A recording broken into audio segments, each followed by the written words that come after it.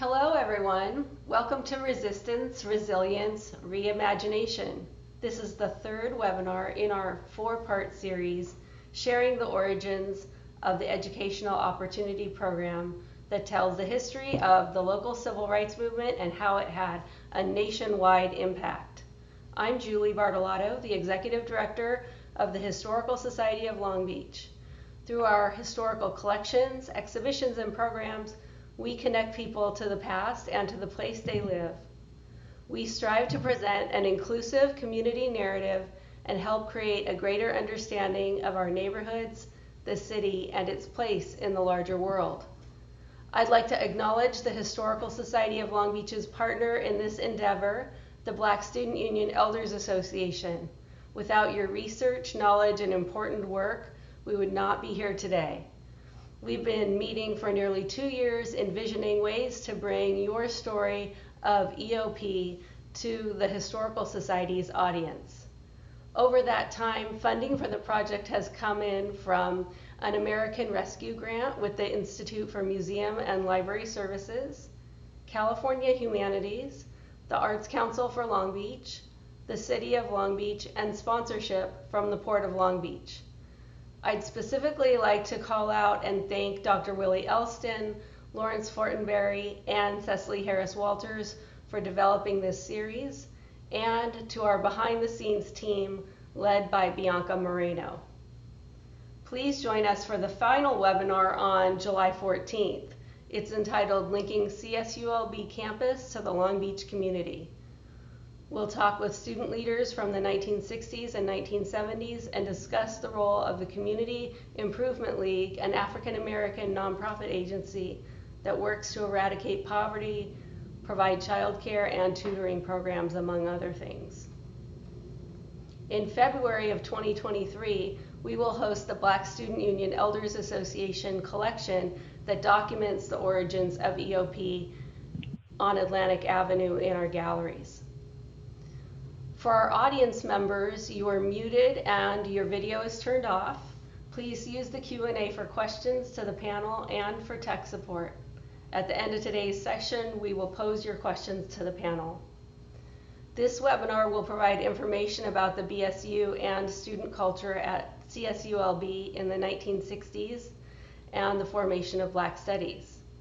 I look forward to hearing about the history of the era from our panelists who lived it and formed EOP. Our moderator today is a member of the 1968 second cohort of EOP at CSULB. He earned a doctorate and master's degrees from UCLA in higher education and organizational change. He was a lecturer in psychology and a multicultural education teacher. BSU Elder Dr. Willie Elston. Willie? Good evening. Before we start, Julie had made mention of the excitement. I guess we needed to share that. It's been several years now for us trying to make this particular webinar occur. There have been some obstacles because tonight we will have an opportunity to let you see and talk to two of the original members of the Black Studies Department. They were involved in the creation of the curriculum, as well as they were lecturers there as well. As you know, we experienced a little bit of problem as a result of the pandemic, and we also one of our guests tonight lives in Sacramento. So this was really a challenge in trying to make this happen, but I think we're all excited because this is an opportunity for us to be able to talk to real live legends and for them to be able to share their experiences while they were at Cal State Long Beach. As Julie mentioned, this webinar focuses on resistance, resilience, and reimagination. Tonight, we are joined by two original faculty members. And they were also community activists who helped launch these efforts. In addition to EOP, several other factions played significant roles in the design and the permanent foundation of EOP. and other organizations, which also included the Black Student Union, Black Studies Department, and assisted in having them institutionalized. Each of these entities were created to address the issues of diversity and equity for all students of color at Cal State Long Beach. You will see a photo of our panelists, Evelyn Knight and Edna Mayhand. This was at an event that we did in 2016 at the Pyramid at Cal State Long Beach. Evelyn Knight is the person to your left. Edna Mayhand is the person in the middle. And the person on the right, some of you may know, is Earl Parker. These two amazing women and storytellers were the several of the first original professors and community activists who helped write the curriculum, as I mentioned. And they were the ones that kind of brought us under their wing. They were people that came from the civil rights movement, and they were trying to figure out ways in which they could help those people that came behind them. The Black Studies Department at Cal State Long Beach was implemented in the fall of 1969. Please allow me to introduce these two women. First, Miss Edna Mayhand, and second, a longtime stalwart in the Long Beach community, Miss Evelyn Knight. We will ask them to share their memories of their activities during the implementation of these organizations and groups and their work on and off campus. One of the things you'll be finding out about both of them, one taught most classes, which was Evelyn, during the day, and Edna was a person whose classes were usually at night. Our first panelist, Edna, I would like to introduce, is Ms. Mayhand, who has a master's from School of Public Health at UCLA and taught in the sociology department at Cal State Long Beach. She left that department to implement and teach in the Black Studies department at Cal State Long Beach. After leaving CSULB, she worked in Tanzania and has also worked in numerous public health administrative positions in the San Francisco Bay Area and currently lives in Sacramento. Our second panelist I would like to introduce is a longtime Long Beach resident, Ms. Evelyn Knight. She earned a Bachelor of Science in Education and Sociology and a master's degree in Social Work Administration from St. Louis University. She also helped develop the Black Studies curriculum and was one of the original faculty members. During her professional journey, she has also worked with Cesar Chavez and farm workers in Imperial County. In addition, she helped start the Long Beach Community Improvement League, which is one of the first nonprofit organizations within the central area of Long Beach. But before we move on, we'd like to give you a brief idea about Dr. Joseph White and his thinking in regards to EOP, the Educational Opportunity Program, and why he thought it was significant. So we have a brief video clip that will give you an opportunity to see what, and this is done in an interview that we conducted with him in 2016. Sure enough, Monday morning, President Leonard called my office and asked me to come in. And he said, look, I'm gonna tell you what we're gonna do. I thought he was gonna fire me, but he said, no. He knew I was on TV. So he said, we're gonna start a minority affairs program. And we're gonna appoint you director of minority affairs. So anything that comes in here, elementary school, secondary act, war on poverty, whatever, that says Negro, it's on you. So then I went from one day being a psychologist to the next day being the head Negro. So now I still have this problem of the lack of black students, black faculty, black clerical people, but I'm slowly figuring it out because Berkeley had started an outreach program to admit more Black and Chicano students. So I went up to Berkeley 4 or 5 times, got a feel for how they recruited the students and what kind of support systems, both financial and tutorial, that they had in place for the students, and got a general idea of how it worked. At the same time, Cal State Fullerton had a program which I had never heard of, Upward Bound. That was the first one in Southern California. So Cal State Fullerton people came over to visit me because they wanted to get students from Poly High School. So I got a feeling of what they was doing in this Upward Bound business, what they were doing in Berkeley. And I slowly began to think, well, I had a good relationship with Dr. Demos, who back then, see, we didn't have vice presidents. So he was the #2 man at the college. I had a good relationship with him. So we talked about how we could admit some people. And I forgot to tell you guys, there was a man working on his staff. I can't remember the man's last name, but his first name was Henry. But he had already been thinking about it. He was a Filipino dude. And so he had been thinking about admitting them. So that summer of '67, he and 2 undergraduate work-study students had been working on Poly High, Centennial, Compton High, and one other school out in Silver Springs or whatever it is, down the freeway. They had already been kind of making some contact.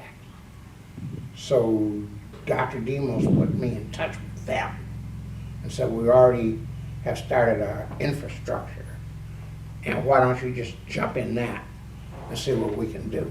Well, we've already been thinking about it. Dr. White, one more question I'd like to ask you is, when you had the relationship with the other campuses, when did you realize that, or analyze that it was necessary to have a special type of recruitment program to bring additional students into the campus?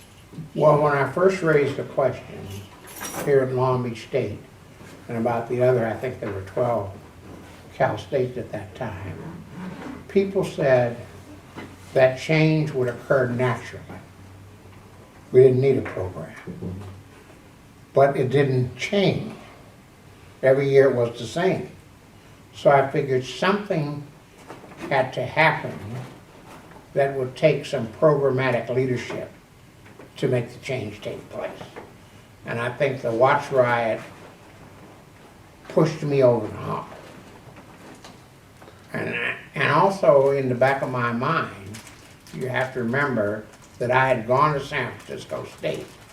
I had grown up in 2 Black neighborhoods, so I knew there were talented Black kids in the hood. And nobody had to give me some test to find that out. So that's the thinking of Dr. White during this period of time, which was 1967.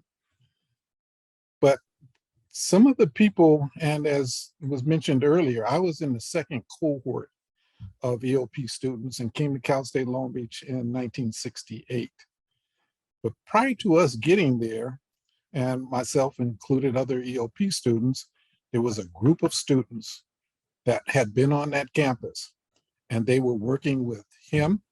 They helped form the Black Student Union, and they had already started thinking about assembling a Black Studies program.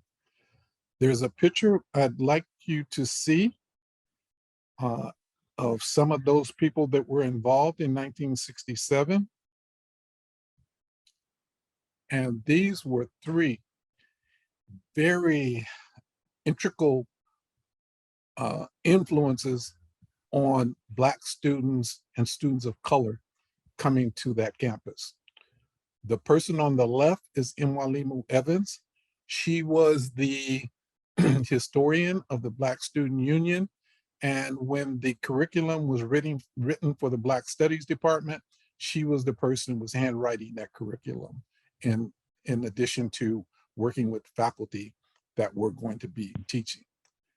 The young lady in the middle is Laura Murphy. She was another one that came from the Compton area, as well as the one right next to her, Ayanna Moreland. And those were the people that kind of mentored us when we got there and showed us what we needed to do to be successful once we came to Cal State Long Beach. Now, with that being said, I'd like to go to our two guests this evening. Evelyn and Edna, we know that both of you had illustrious careers, professional careers. However, we would like to hone in on your work at CSULB and memories as faculty members and your relationships with the Black Student Union, EOP, the implementation of Black Studies Department at Cal State Long Beach. So the first question that I have, because I know that y'all have been friends for a while, briefly, Edna, can you share with us how the two of you met and both became friends and colleagues at Cal State Long Beach? Yes, I can. I was working at Long Beach Legal Aid Foundation. I came to Long Beach in the summer of 1968 and started work there.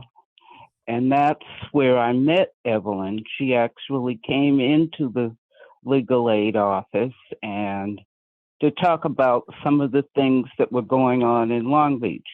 As I was new, it behooved me to listen to her because she knew more people in the area than I did. And I found out about her involvement with the Community Improvement League.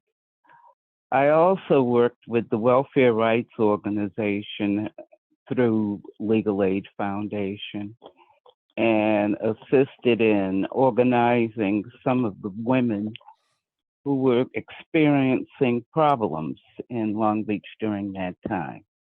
Briefly, that's how we came about Okay. to Thank be you. friends. Evelyn, can you give us a little brief background about how you ended up meeting Edna as well, and some of the things that you were involved in prior to the two of you becoming friends? Yes, I would be happy to do that.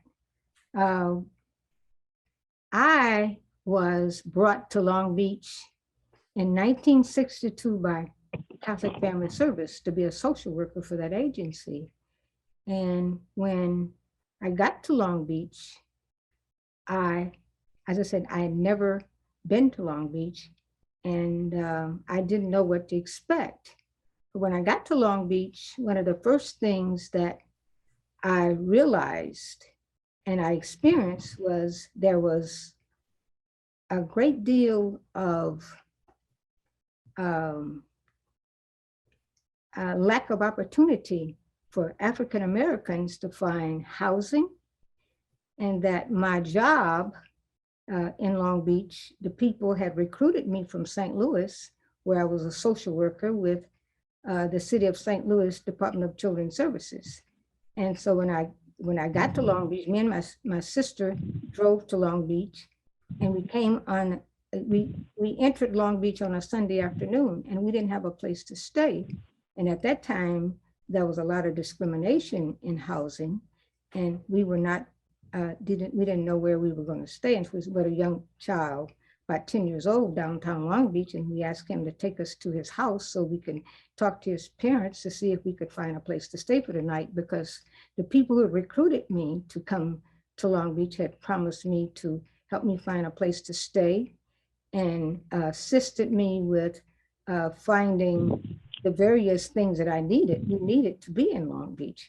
And so we found a place to stay that night. And the next day, one of the social workers from the agency came and picked us up and took her to her house and helped us to find a place to stay through a friend of hers. So that was my entry into Long Beach. So over the years, I teamed up with several other people like Ernie Priestley, Ernie Clark, Dr. Huey, Attorney Huey Shepard, and Ruby Terry, and many other people, Francis Raines, and many other people who were in Long Beach and had been involved in activism and working very hard to find opportunities and open up opportunities for African Americans. So that was my entry into Long Beach. So over the years, me and Ernie Priestley got together and we started the Long Beach Community Improvement League. Dr. Raines and his wife and Ruby Terry and many other African Americans in Long Beach started the Long Beach United Civil Rights Committee to address some of the racism and some of the problems that Black people had finding jobs and having opportunity in Long Beach. And so we started organizations and we started institutions and we worked together. We had voting rights campaigns. So my work continued to be in community organizing and open up opportunities, as well as counseling people at Catholic Family Services and helping those people who came to the agency that hired me to have to get the things that they needed. So one of the first things that we did, we knew that we needed to do more to open up, to establish an institution that could address ongoing and get resources to address ongoings.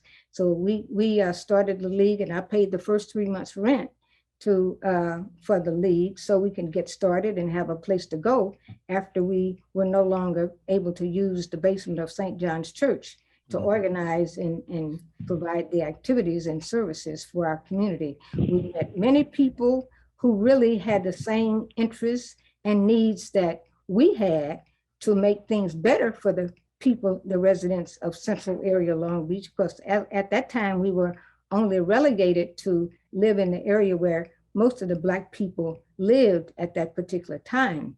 And we had to get rid of the laws on the books to eliminate discrimination.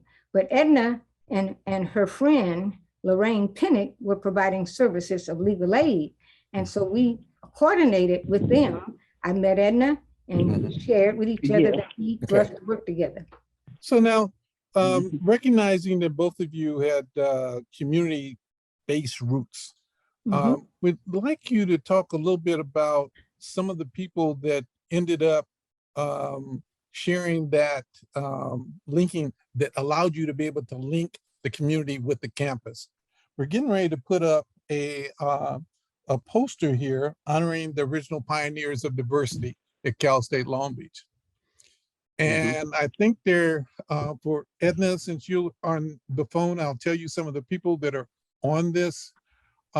There's Assemblyman Willie Brown, Dr. Clyde Taylor, Dr. George Demos, Dr. Fernando Hernandez. Fernando was one of Joseph White's right-hand persons, and actually was almost like the assistant director of EOP. And there was Mr. Ernie Clark, and then Anthony Wilkins. Are there any of these people on here, Edna, that kind of bring to mind of how they aided in y'all's work and working with both the institution, Cal State Long Beach, as well as the community? Well, yes, of course. Not only Dr. Taylor, Clyde Taylor, but Tony Wilkins. He was a student activist who was very instrumental in not only interviewing those of us who were starting out in Black studies, but was very thoughtful and considered in his approach to informing us what he thought Black studies should be on the Long Beach State campus. So I was very impressed by his vision and his desire to establish a Black studies department on campus, because I hadn't heard of it until I came to the campus and was interviewed by Tony Wilkins and Dewey Marsh, Chunky Marsh, years ago. Now, Clyde was in English, and he did. I remember meeting him in several meetings, and he was very instrumental in getting much of the program, from my point of view, established in the English part of the Black Studies Department, I should say. Okay, okay. Mhm. So, Evelyn, one of the other people on here is Mr. Ernie Clark. And if I'm not mistaken, if you could just tell us briefly, he was used to work for the Community Improvement League, and he was the person that when Joe White left Cal State Long Beach, he ended up being the director of the Educational Opportunity Program. Yes, yes.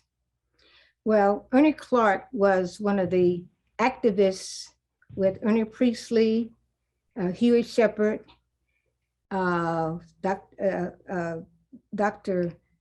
Raines and Mrs. Raines and the other people who were involved in the Long Beach United Civil Rights Committee to do the work and lay the groundwork for developing the league.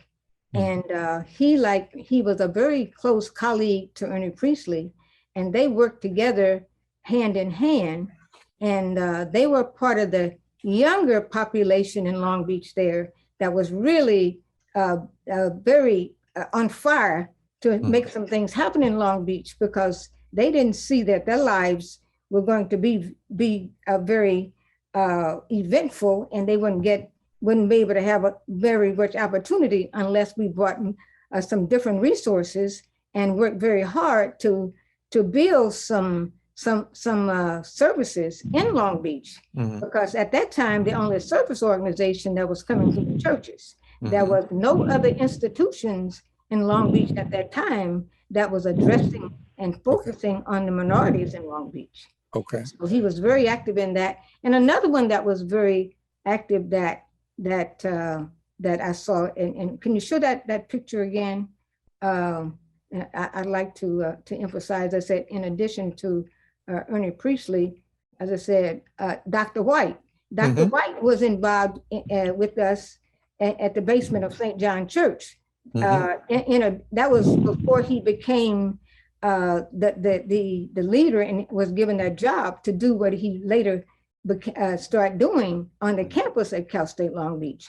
So we met him in the early 60s before he got the leadership on the campus, and he was a member of the Long Beach Civil Rights Committee with us in the basement of that church, and that's when I first met him. Okay. Now, we're getting ready to put up several other photos.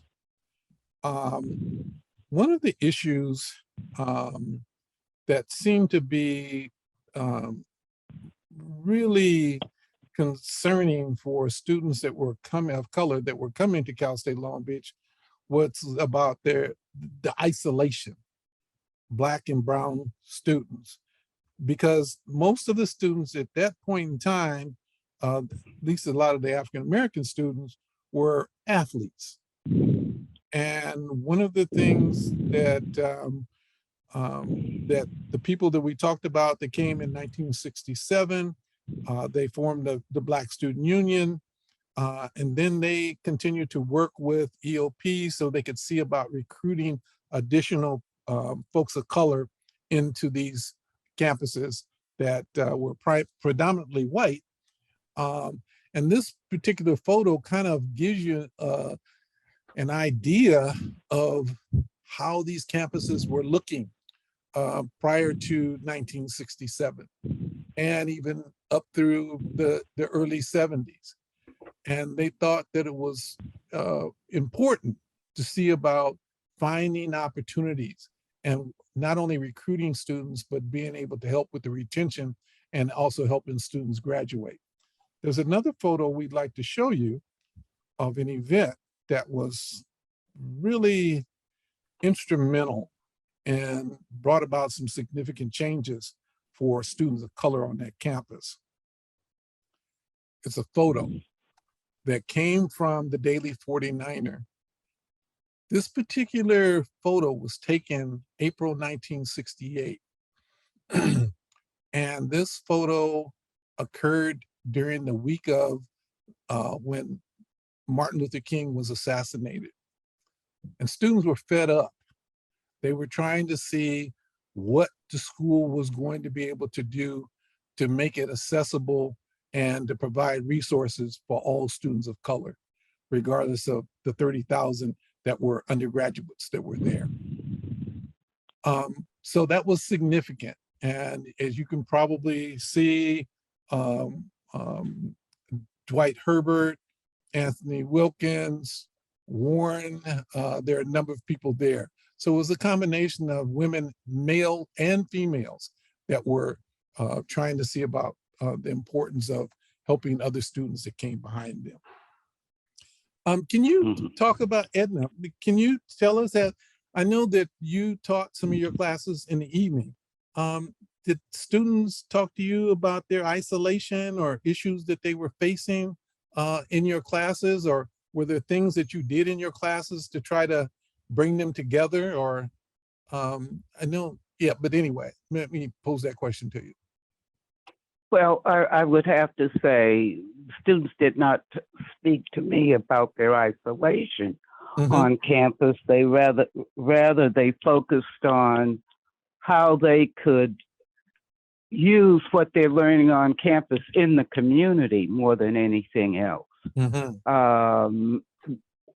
We did not discuss what was going on campus very often. It was primarily what was going on in the community, up to and including the final that we had that took us to Allensworth so that they would know that there was a community founded by an African American in California that still existed.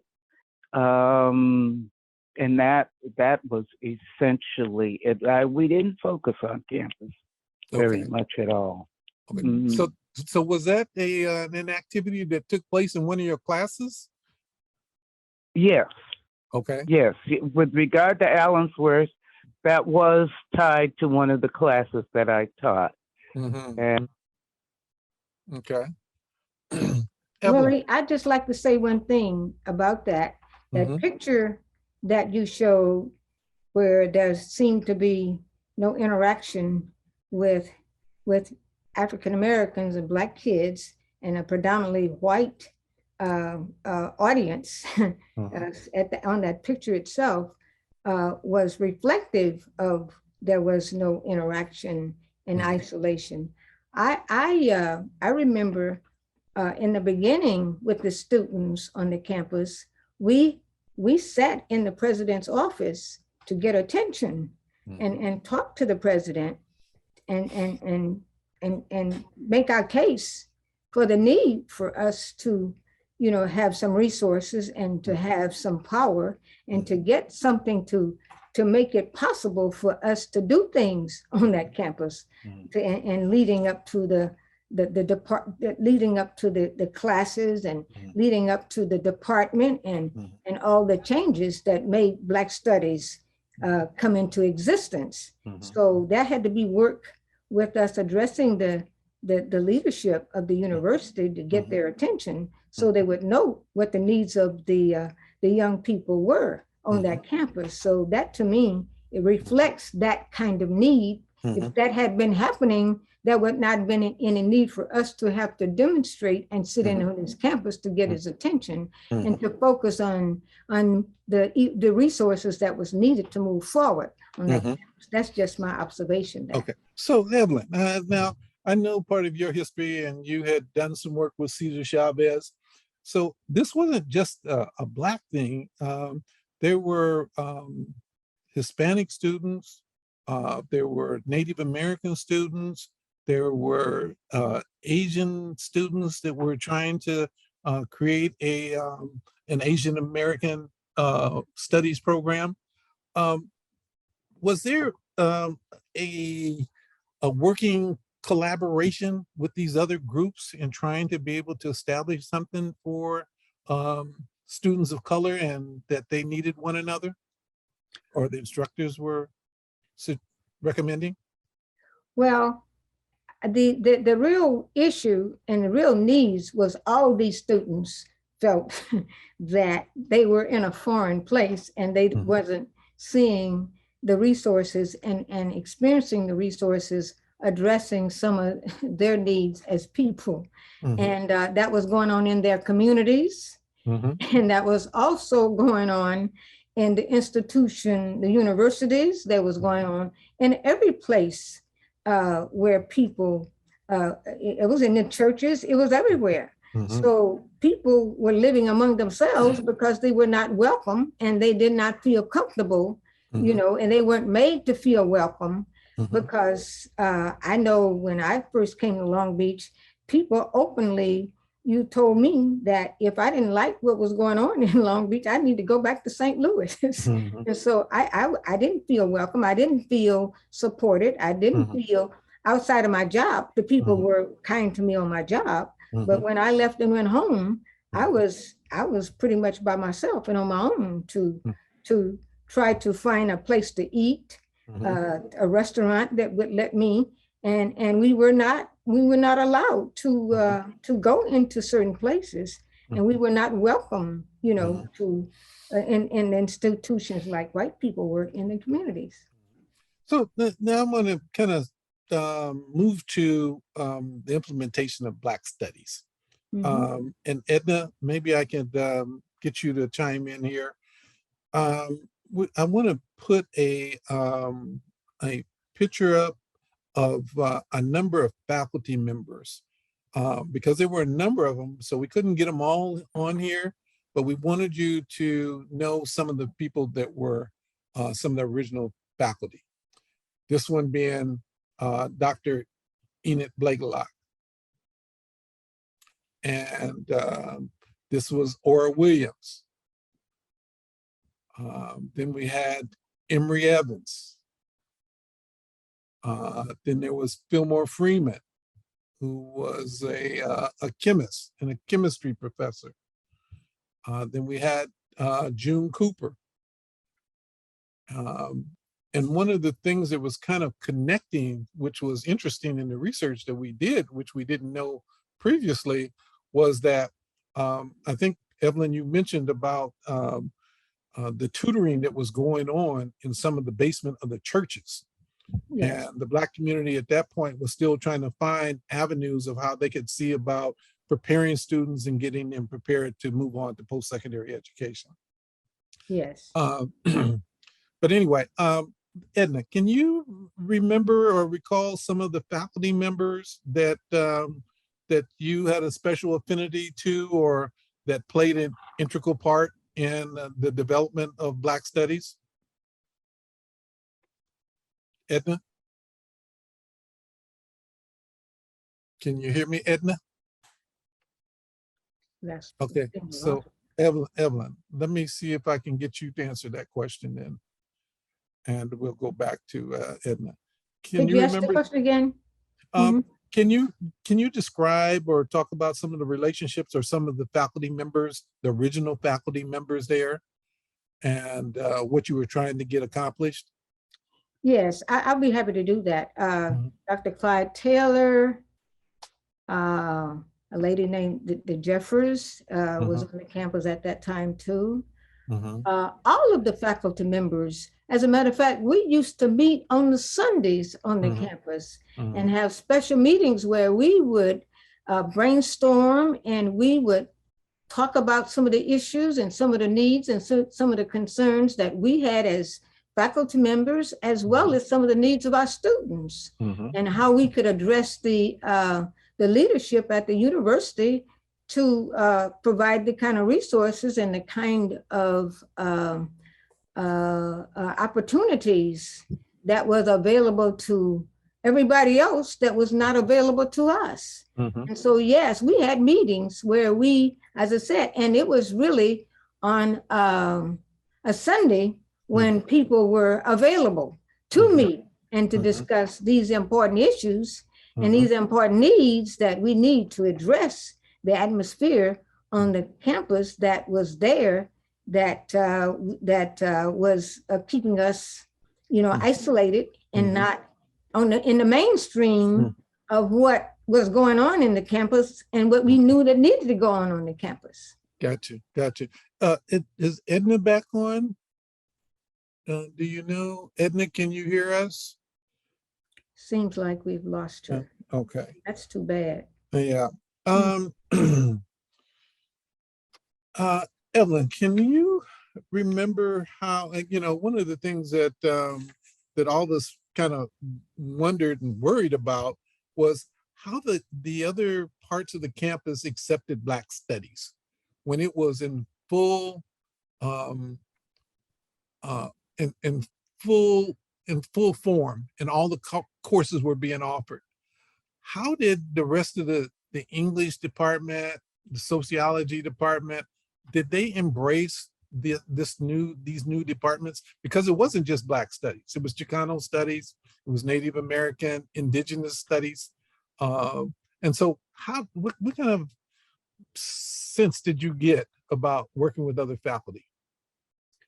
Well, at times, there were some faculty members that were in support, but they were not in the majority of faculty members on the campus. There's some people were naturally thought we were trying to take something away from them. Okay. And that was not what we wanted. That okay. Our thing was not to take anything from other people, but to institute some of the needs that we had as people, because the institution had been built with the other groups being excluded from the table. We had no place at the table when all these things were started. So we felt that we had to fight, and we had to demonstrate, and we had to have activism in order to even get to the table.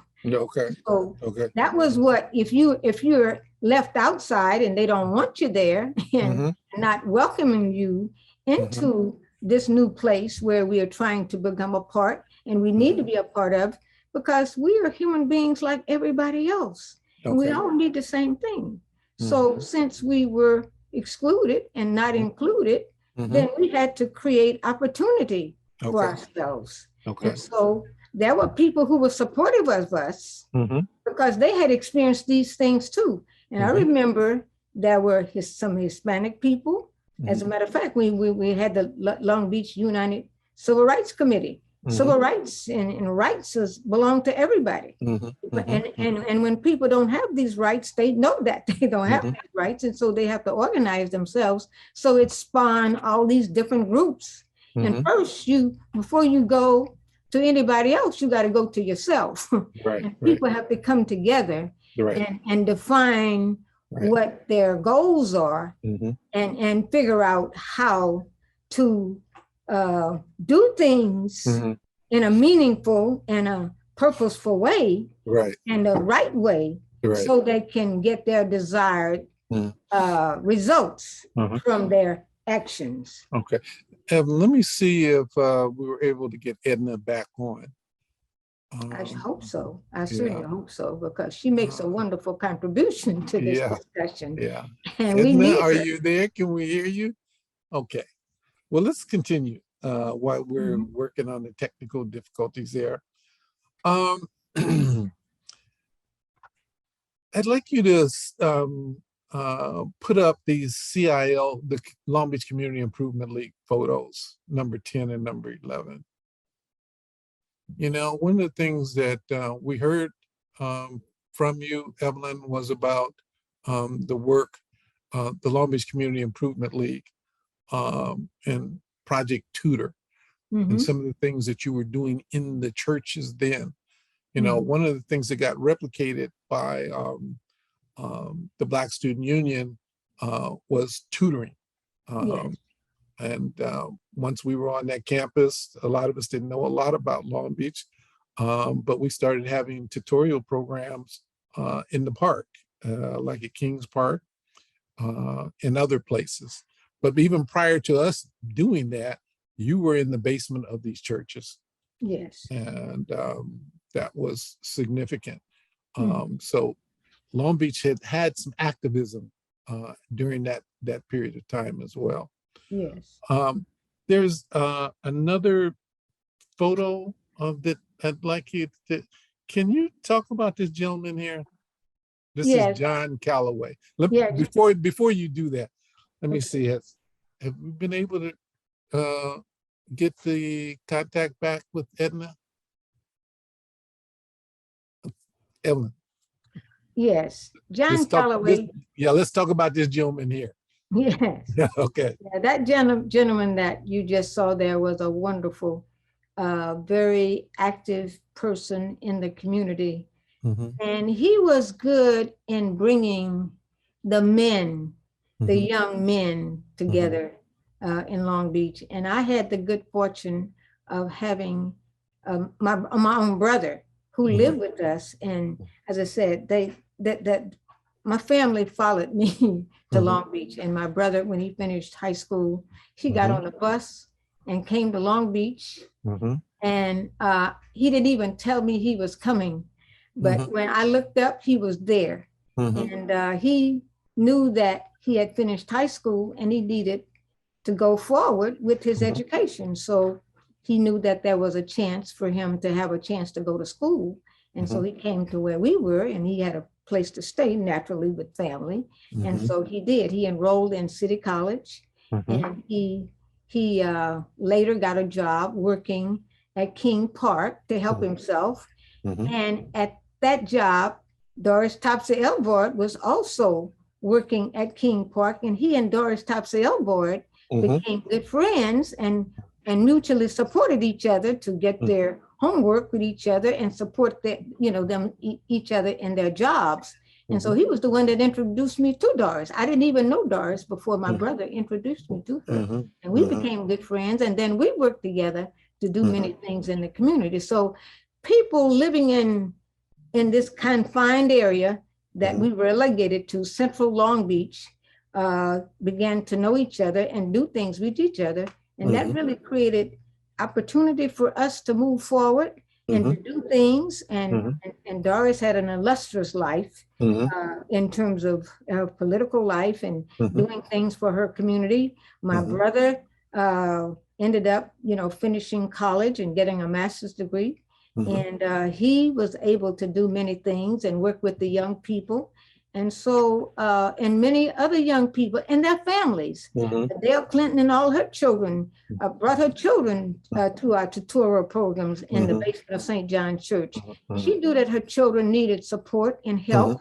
And so we became friends, and the people, all the people in the community used those resources, and they were happy to have those resources because they helped them, all of them, to move their lives forward. Dale later was able to be a very valuable employee and work with the city of Long Beach and provided outstanding services. And so this was opening up opportunity. What people need was opportunity, and the work that we did was doing just that. Okay. Now, Evelyn, since we haven't been able to get Edna back, and I know she was probably a little more involved than you were, but, when we saw the video earlier and Dr. White was talking about recruiting students from all over Los Angeles and Compton and East LA and whatnot, and one of the places that he had talked about was Fullerton College. And how they were trying to see about getting students out of Poly High School. Yes. The Jackrabbits. Right. Do you recall the walkout that occurred at Poly High School, which was a big deal? And that what came from that was the Poly Interracial Committee, I believe. Yeah. The Poly Interracial Committee, I believe that's what it was called. But it was pretty, can you speak to that and talk about that event? Well, I heard a lot about it. I was not involved in that event. Okay. But I did hear a lot, because when things went on to the community, and the reason why I did hear a lot about that, because at that time I was heading up an agency in Los Angeles, providing a lot of services for there. I was always lived in Long Beach, but a lot of my time was spent developing an agency that I had an opportunity to take charge and was able to do a lot for developing resources in the LA area. But now I did hear, as I said, a lot, and I'm not surprised that that was going on, because young people at that time were finding their way, and many of them was providing outstanding leadership and doing things that some of the older generations were a little more reticent to go out there and move out there and make noise and do at the time. So, you know, that was, you know, a part of, you know, of just what was going on in our community and needed to be done. One of the other things that I would just say in relationship to that, Willie, is that one of the things that when I started working at Catholic Family Service in Long Beach, people knew about athletes. They knew about the campuses. They would hear, the white community would hear about what was going on. And one of the things that people asked me, did I know D. Andrews? You know, they thought that all Black people knew everybody that was famous. And I'd never heard of D. I heard of D by the people at my agency that where I worked.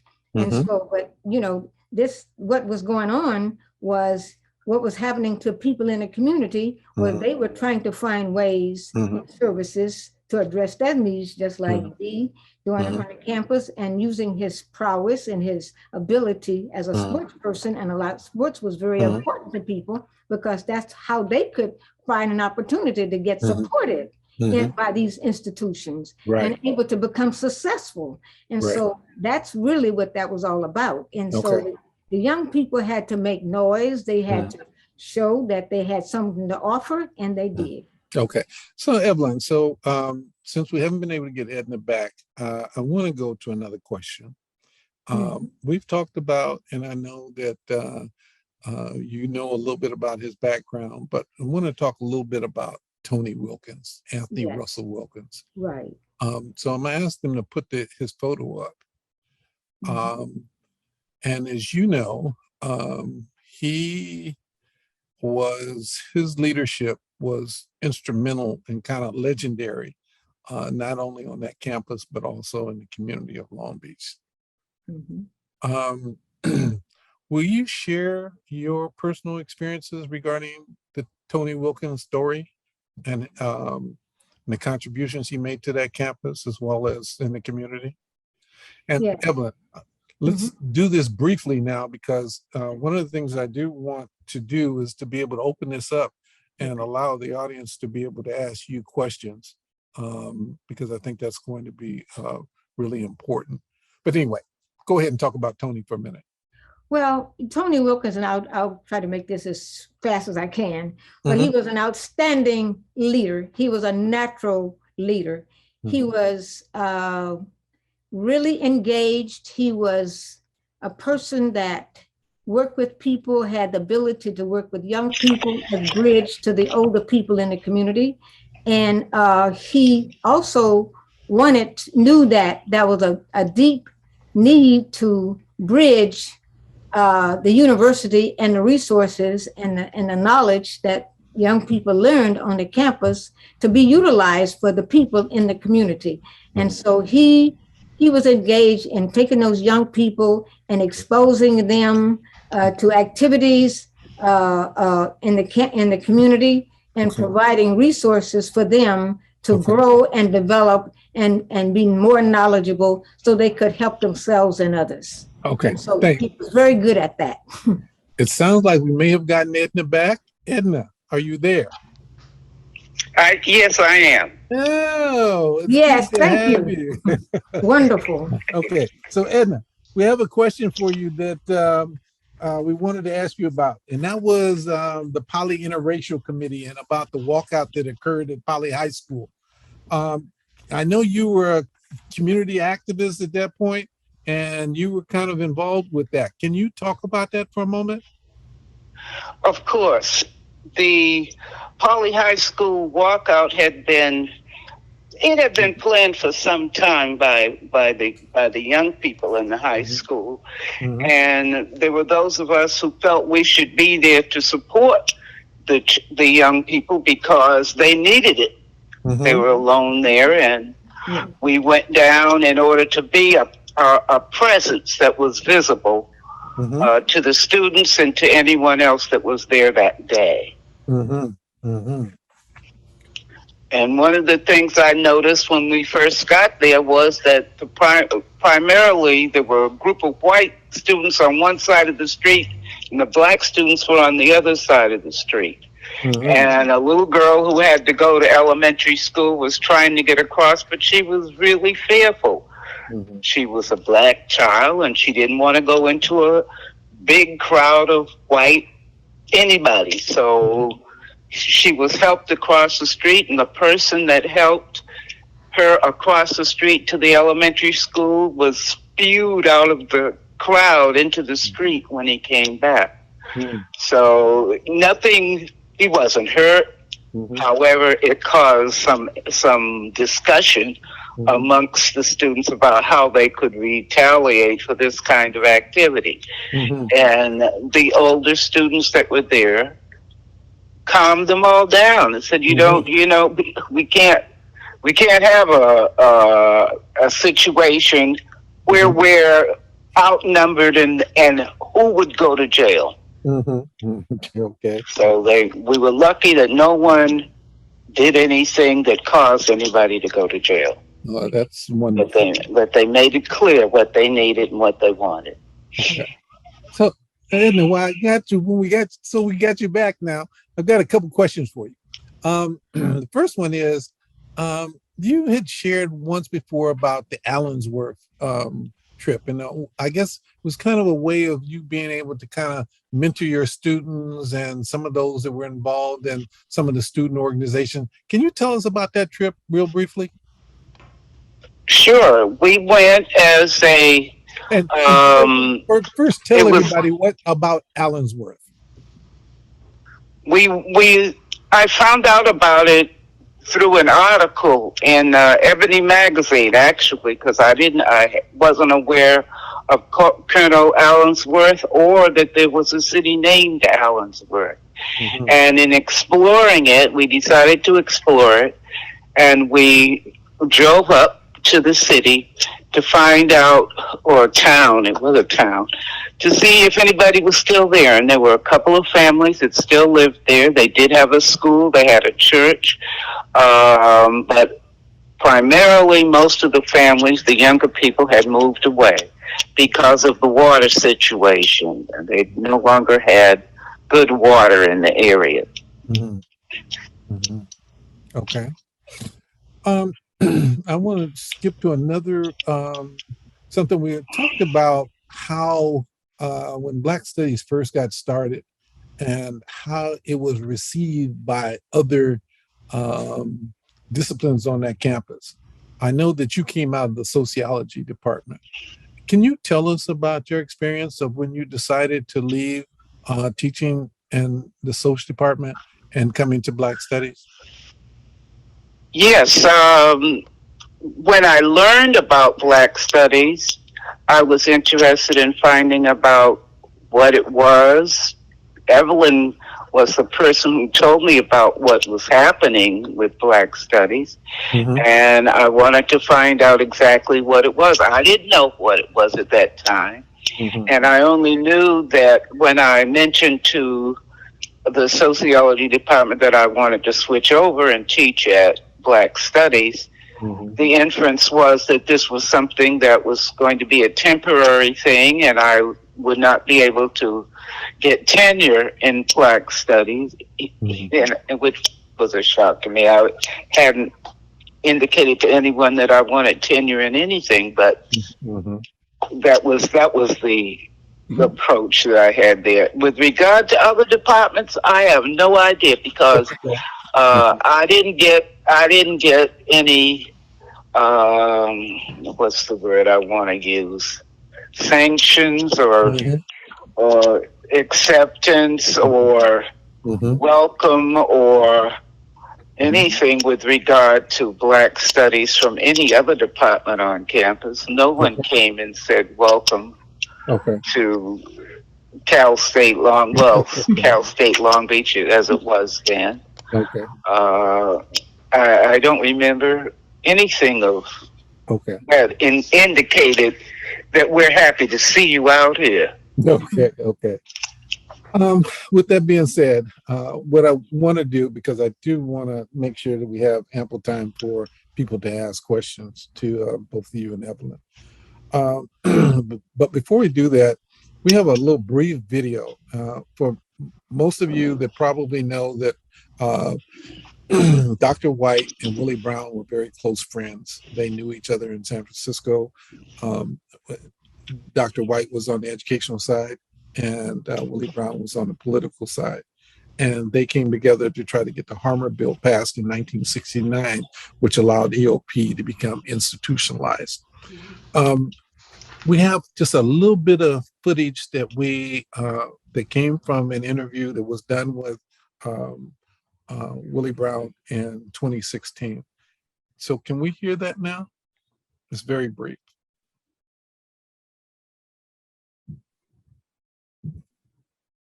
EOP is a necessary component because in spite of the fact that we're now almost 60 years away from Brown versus the Board of Education, it is just amazing how this country is still without the innate tools, without some special attention and some special assistance to provide equal opportunity for students. Thank you. With that, I would like to see if we could just kind of move into some Q&As here and let the audience, Julie and Lawrence, if y'all might want to take any questions that we might have. Sure. From Alex Norman, how do you as faculty bring issues of community to the campus, and what were the reactions of the students?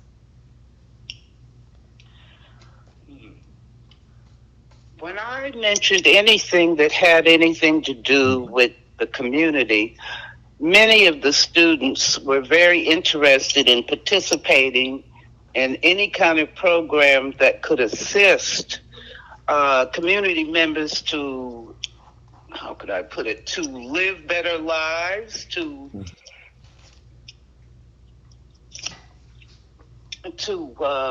what's the word I want to use? To accomplish the goals they wanted to set for themselves. Mm-hmm. And they also saw their post-secondary education as avenues to better build their communities and improve their communities, because they could see that they had to do it themselves and mm-hmm. not leave it to anyone else. Okay. Yes, I'd just like to say that we engaged young people, and young people were already engaged, but we provided opportunity. We had many rallies in the community that was had the young people involved, and they were out there talking and sharing in the community itself, out in the parks of Long Beach, and having rallies and inviting people in the community to the rallies, and being a part of larger events in the community that was going on. Some of the and out there in the streets of Long Beach, I got pictures of festivals and community activities that the young people on the campus were engaged in and involved in. And also we used the community resources as a place where we could help our young people on the campus when they had problems with classes and they needed special kinds of tutoring and support. We did a lot of that at the Long Beach Community Improvement League, and providing opportunity for the young people to come to the league, where we would help them to be successful with what was going on the campus. So one of the things that was going on in the community, and our young people, naturally, most of them were very, that's the only thing they had known was the community. And so they were very comfortable with what was going on in the community. The foreign place was being on the campus, because the campus had not been a very welcoming place for them in the beginning. So we had to do some bridging. And so in my role and what I did, I didn't see any difference with the needs of our young people being on the campus and what they needed to be doing in the community. And many times we would have family members who were helping the young people and bringing the young people to the community, or to the league, to get the kind of support they needed, and inviting the young people on the campus to be a support, help support the young people, and to bringing those two groups together, the community and the people on the campus, so that they would be comfortable and doing the kinds of things that they need to be doing with each other. You're right. So Edna, here's a question. Given the explosive national and state political environment of the late 1960s, did the Black Studies Department and its students interact with the community to address problems? And I'm assuming that this person is, the question is also relating to the Vietnam War that's raging at this point in 1968, 1969. There are demonstrations all across the country. Edna, you want to tackle that one? I didn't hear part of it. Okay. I heard the end of it, that it had, you said something about Vietnam demonstrations. Right. And earlier on, you said something about the Black Studies Department and the community. It said, given the explosive national and state political environment of the late 1960s, did the Black Studies Department and its students interact with the community to address problems?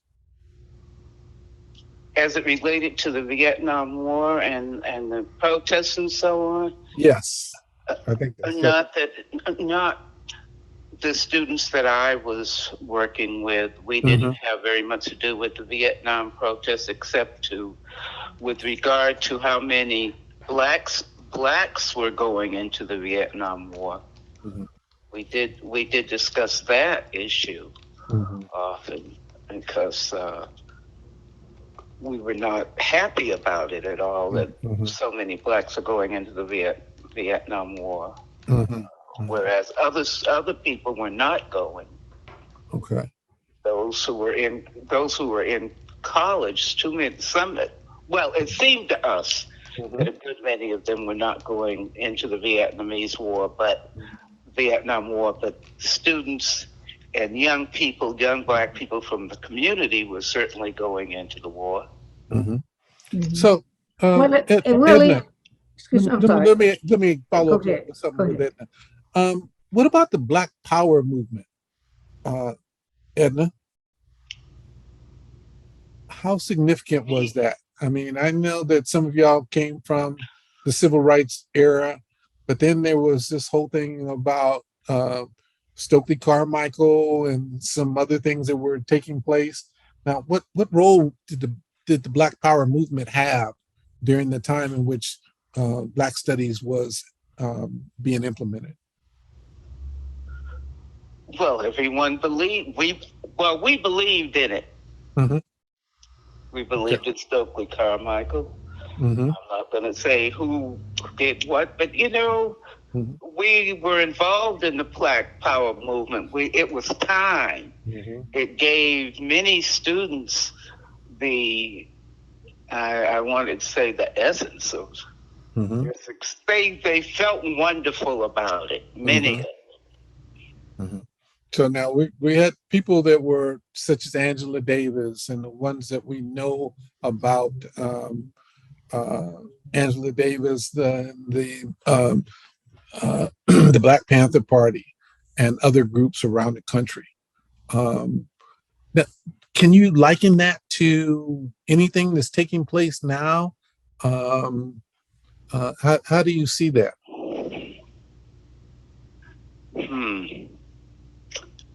Oh boy, I was at UCLA when Angela Davis was teaching, because I was in the graduate program then. To liken it to now, Uh-huh. what's going on now? Uh-huh. No, I Okay. can't. I can't say it's Okay. anything like what's going on now. It's Okay. quite different. Okay. Um, No problem. Let me go to Evelyn. Evelyn. yeah, So Evelyn, how do you see that? that's an interesting Some of question. the things that what were some of the core classes that helped that were involved in the Black Studies program that were being offered in the core curriculum? Evelyn, Well, go ahead. well, there was social issues Mm-hmm. and that people were experiencing all the time and had been experiencing for generations Mm-hmm. in the communities, and that was discrimination, Mm-hmm. that was lack of opportunity, Mm-hmm. that was not being treated with dignity and respect, that was violence, and that was just a different way that different people were looked upon and treated. Mm-hmm. And so that was a none, I mean, there was no question about it. Mm-hmm. And so that was what people were protesting. Mm-hmm. They wanted fairness, they wanted justice. We had been trained since in the first grade, liberty and justice for all. And so we saw the dichotomy of what we were told and what was happening to us. And so through our organizing, and we also began to realize through the student nonviolent movement and the students on the campuses and the students on doing all kinds of things all over the country. And we had the civil rights movement, and I said there had been people who had been protesting ever since the beginning of time. It wasn't on national network television all the time because we didn't have national network television. One of the things that happened was that we had more venues for showing what was going on and having public television. When we saw things that was going on national network television, after we got televisions and had televisions, it really helped to bring us together and to mobilize people. We had more communication. We had better ways of seeing. We had better ways of being brought together. How could King reach with all these hundreds of thousands of people without television? I mean, that's where I knew what was going on in Selma, through television. And so those were media kinds of things that was bringing to us what we knew was happening in our personal lives, and we were suffering, but we didn't know, we had to have vehicles for addressing these things and doing the protest. Okay, so now Evelyn, Yes. a lot of your classes were taught during the day. And I remember you had a game theory class. And, Yes. What kind of psychology of social issues? Mm-hmm. Yeah, we had all kinds of classes that we created. Community organizing, opportunities, and how to be effective in working with your communities. And we had professional people coming and talking to us, like we had Dr. Norman, and we had professors on the campuses, and we had we provided field work opportunities for young people to come to agencies that we were in charge to provide training and opportunity for these young people to do things that they had not had before. Now, when this was first implemented in the fall of 1969, what kind of enrollment did you have in your classes? Were they all Black, or was it a mixture of people? Were they young people? Because, we had Vietnam veterans that were enrolled in college at that point. What kind of students do you recall? I know you had Black student union people. I suspect you had a number of people. Yeah. Well, you did. You had a cross section, but you had predominantly, in Black studies, you had predominantly Black students, but you had other students who were interested because they were, as a matter of fact, all of the idea for this came out of movement energy, with the farm workers, with Martin Luther King, with the students on the campuses and what was happening to them, all those forces kind of came together to create all these movements and these activities. And naturally, people were in different places. Not everybody was on the campus. Not everybody was in the community. Not everybody was, wherever, And so but then the interest groups, the students met on the campus because that was their focal point. But then they would come to the community and do activities in the community. And then they would organize young people in the communities to be engaged with them as part of their movement activities. So and during the civil rights movement, you had the campuses were in an uproar, and those people got on buses and they went to different places and they had sit-ins and you had demonstrations and then you would have these huge rallies like in places like Selma and other cities and all over the places where they would have these protests. It was protest time and people got engaged with that. Got it. Edna, are you still there? Edna, are you there? Yes. Okay. You came from the sociology department. What type of classes were you teaching? Were they electives or were these? I can't hear you.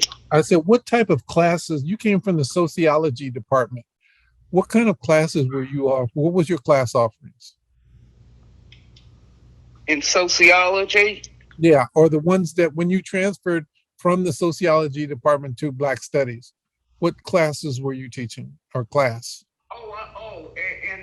In Black Studies, I was teaching actually, Mwalimu Evans was one of the people who helped develop this class, and it was the psychological needs of the ghetto child. That was one of them that was very interesting to me, and I put that together with some folks who had worked with children, and I had worked with children also as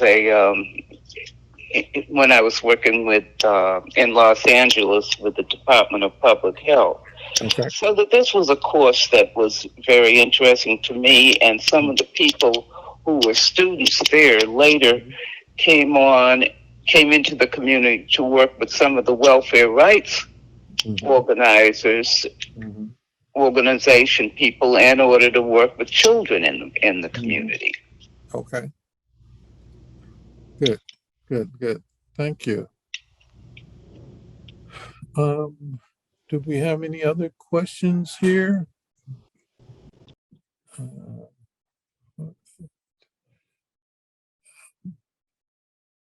Big thanks to you in 68, 69, University of Montana, of all places, created Black Studies Department, led by Reverend Ulysses Doss. I was his program assistant for 3 years and experienced so much of what you've talked about here. We had heard Long Beach State was setting up a program around the same time. And I loved hearing your triumphs and struggles. Dr. Judith McBride. We had 5 fabulous students from the LA area. Well, thank you for that comment. Here's another question here. How did the Black Studies program help CSULB and Greater Long Beach reimagine space for Black, Chicano, and Native American and other underrepresented students? Edna, you want to take a shot at that one? I'm going to try. You said, how did Cal State Long Beach? And Greater Long Beach reimagine space for Black, Chicano, Native American, and other underrepresented students? How successful were they, or are they now? Because diversity and has always been the cry of all of the lack of students of color in higher education. It remains the same. I am unaware of any overwhelming diversity occurring at the university. At Long Beach, I unless something has occurred that I'm not aware of, Mm-hmm. I would say that there needed to be a great deal more work Mm-hmm. in order to expand the diversity Mm-hmm. at Long Beach. Mm-hmm. Now, one of I think a lot more needs to be done. mm-hmm. Okay. Okay. Evelyn, did you have a comment there? I'd like to comment what Edna said. Uh, I think that we are, when we see what's going on today in the United States of America and what is happening with the lack of paths for people to be better at and desire to work effectively with each other, to come together, because when what is important is what you do, not what you say and not what you talk, but it's about doing. Nothing gets done unless you do it.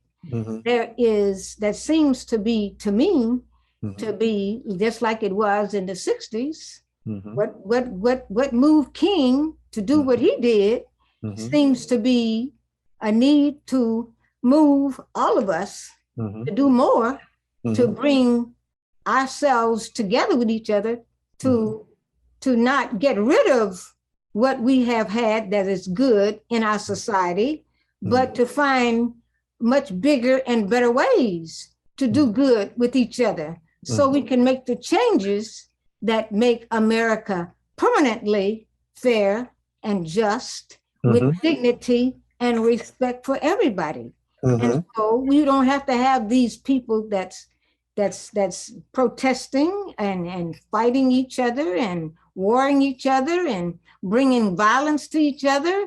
You know, that's not going to get us any place to where we need to be as a people, and that's not supporting our humanity. And so we got to, you seem like we at the first grade with dealing with man's inhumanity to man. And so we got to really do a better job at humanizing ourselves before we're going to be able to do the good things that we need to be doing with and for ourselves. So I don't know the answer. You know, all I know is I see bad things and I see good things. And I see good people doing good things and I see bad people doing bad things. And so it's behavior that, and it's to be intentional to do and to work together as with across these racial and segregation lines to be able to come together as people. And I don't know how that's going to work, but I also know that within these communities, people have done good things with each other. I know we did good things in Africatown, Alabama, to help each other, and because that community was started by slaves, and they came together and made the community have wonderful things to do with each other, not hate each other, but to work together and make fairness and justice for everybody in that community, and to support each other, to do good things with each other. So it can be done, but people have the will to be doing, and they can't be making enemies out of people who have not done things to each other, just like you see on the TV. Like this lady was just doing her job of getting people to vote. Now, what is wrong with that? And she got attacked. So we can't go nowhere doing that. I don't know the answers. All I know is good things and bad things. Right. Well, one of the things we do know is that education is an ongoing function all through life, not just from one particular institution to another. I feel fortunate. There are probably a number of other EOP students that feel the same way that I do. I mean, when we left high school, there were only several options available to us. You were either going to work, you were going to the military, or you were going to college, or you were going to school somewhere. Fortunately, those of us that selected to go into education, we improved our lives immensely. And that's been something that's been very helpful to many of us. But anyway, I'm just really pleased that we've had this dialogue this evening. Evelyn and Edna, this has been a great opportunity for people to see how long, oftentimes we talk about the shoulders that we stand on, and you are the ones and whose shoulders we've been on, and we continue to lean on. And the mentoring that we still need to do is we need to pay it forward, just like y'all did to us. But there are two things that in closing that I'd like to say is that Julie mentioned early on, we've got another webinar that will be taking place on July 14th. And we would like to invite everybody to attend that one. That's Thursday, July 14th. And also, we'd like to be able to let everyone know we've been doing this work for about 7 or 8 years now. We've developed a collection of material, and the collection now is currently available to be viewed at the Expo Center, which is located at 4321 Atlantic Avenue. It will be there through Saturday, June 25th, and here it is on the screen. And we would like to suggest everyone to drop by so you can get an idea about the Black Student Union elders and what EOP has done for this community, and particularly the Long Beach community. Any closing else? Well, I'd just like to say that I have enjoyed sharing and caring with my colleague, Edna Mayhand, that I've been knowing since the 60s and seeing the good work that she's doing.